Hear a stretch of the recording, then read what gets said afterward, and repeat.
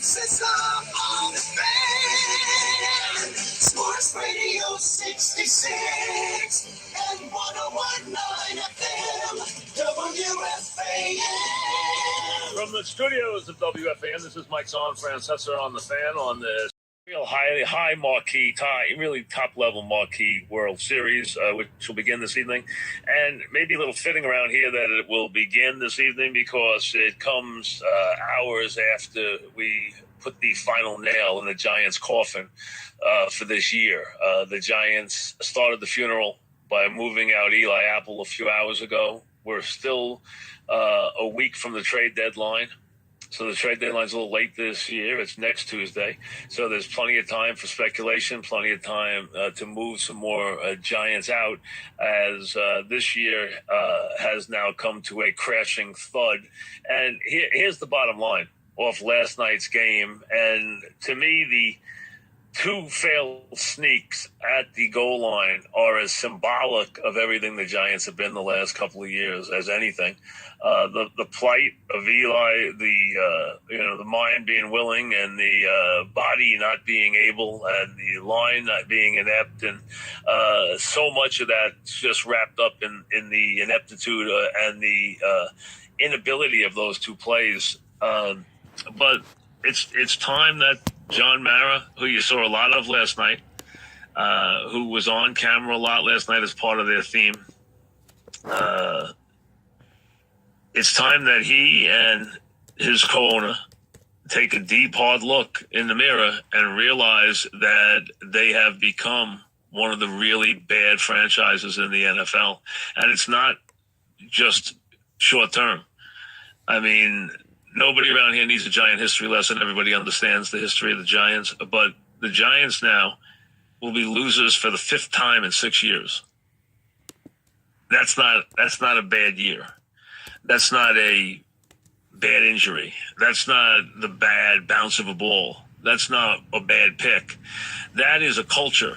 The Giants are 34-53 in the last 5 and almost now half seasons. They are 4-19 in their last 23 games, which puts them at the bottom of the NFL. What's up, Chris? Hey, what's up, Mike? How are you? Good. What's happening? Not much. So I think I have some insight on why the Giants made the Eli Apple trade. I don't think you need a lot of insight into that. I mean, basically, they're cleaning house. Yeah, I think Odell Beckham kissed Eli Apple, and now it's a little bit... Chris and Piscataway, what's up, Chris? 4-53 in the last 5 and almost now half seasons. They are 4-19 in their last 23 games, which puts them at the bottom of the NFL. They have become a losing franchise. They now have a losing culture. They have a losing mindset. They have a complete franchise ineptitude.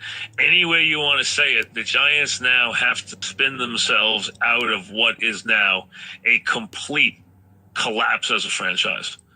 This is not a 1-year thing. It's not a 2-year thing. It's now a half a decade thing. And you're talking about 5 of 6 years. And the last couple being the kind of years that franchises don't ever expect to have. I mean, the Giants, if you go back and trace it, their halcyon days of the late 50s and 60s where they were often the bridesmaids, to the ineptitude that led to the flying of planes and the burning of tickets that went from 64 to 79. 79, obviously the play that leads to the hiring of George Young, the settling of the internal strife. The George Young leads to the signing of Ray Perkins as head coach, who brings with him an defensive coordinator named Bill Parcells. There's a lot of quality on that staff, including a Bill Belichick. They drafted Lawrence Taylor. They drafted Phil Simms from 84 through the Parcells years, through some up and down years, through the Tom Coughlin years.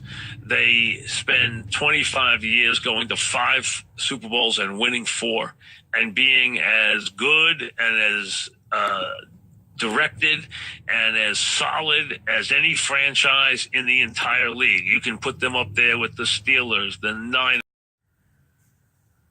but they have completely lost their way. And now they are again spinning out of control as they did in the late 60s into the 70s. They have now spun completely out of control. This is now 5 or 6 years that they've lost their way. They didn't know how to handle the end of Tom Coughlin's career. They have not understood how to handle the end of Eli Manning's career. They have not put people around them. Bringing in an older general manager who completely whiffed on rebuilding the offensive line that his predecessor could not build. His predecessor could not rebuild the offensive line, and now in a year of change, including spending draft picks, spending money, they have completely whiffed. And completely is the word after the way their left tackle that they spent a fortune on last night embarrassed himself. That offensive line against a bad defense, against a defense that has been exposed all year, really embarrassed all year. They couldn't get in the end zone against that team. They couldn't protect their quarterback against that team. When they did protect him, there were plays to be had downfield. Eli threw for 400 yards. It was the ineptitude in the red zone that cost them again last night. You want to call it bad blocking, miscommunication. The biggest reason that you don't score in the red zone is because you can't run the ball. You have to be proficient in the red zone, you have to have a running threat. And that's what the Giants don't have. And, you feel for Barkley, who has a world of talent, who gets no chance to ever get a hold or run through at the line of scrimmage, because this offensive line isn't bad. It is putrid. We've been telling you that since the day this season started.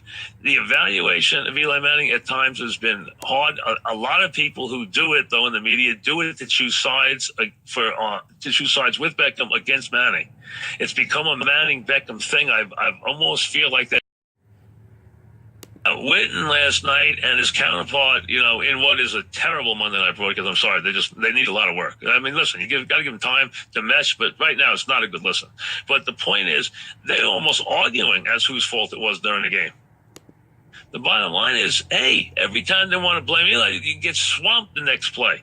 They want, and then it's, give the ball to Barkley. Well, give the ball to Barkley. You can't get a line. You can't get back to the line of scrimmage. Beckham ran the wrong route.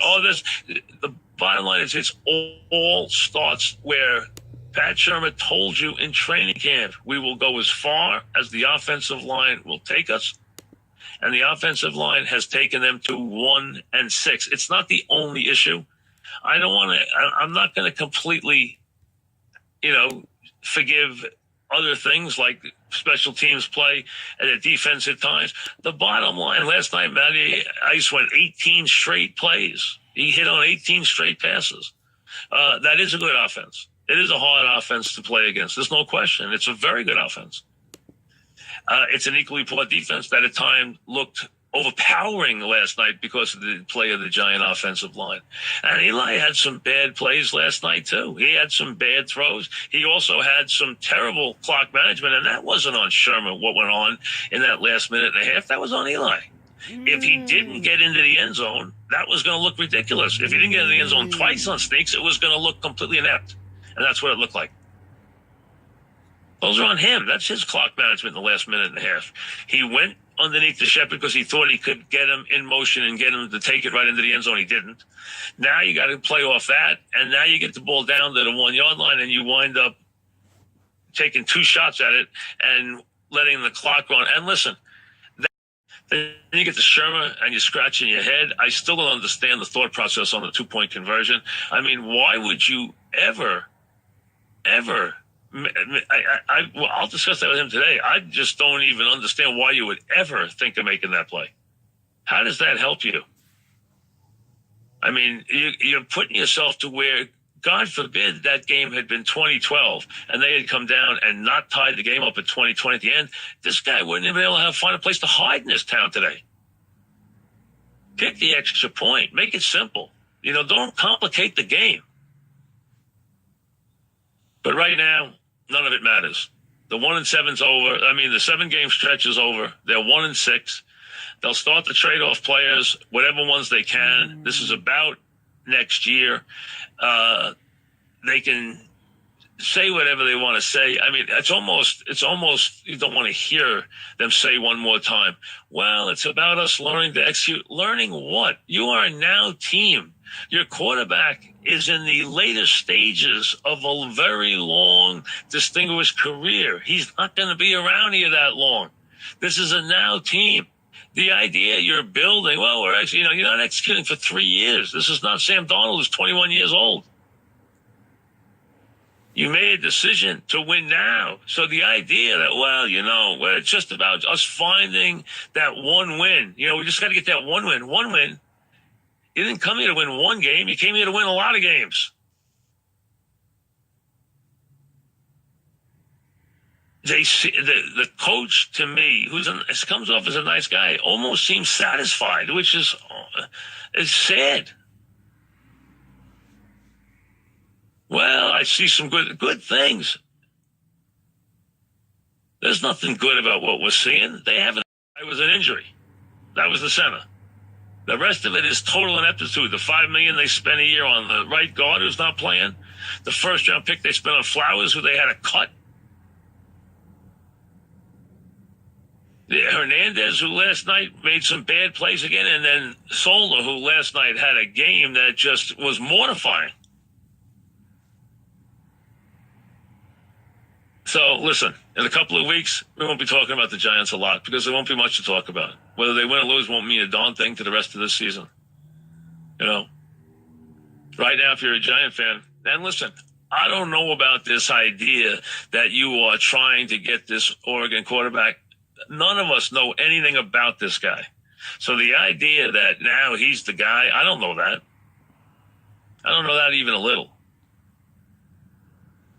Tell me about the Alabama quarterback. I'll say yes, but that's 2 years away.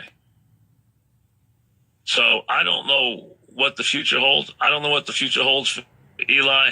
I don't know that there'll be any connection to Jacksonville. Jacksonville, as I told you yesterday, I heard that Jacksonville was looking around for veteran quarterbacks. I did not say they were looking to New York.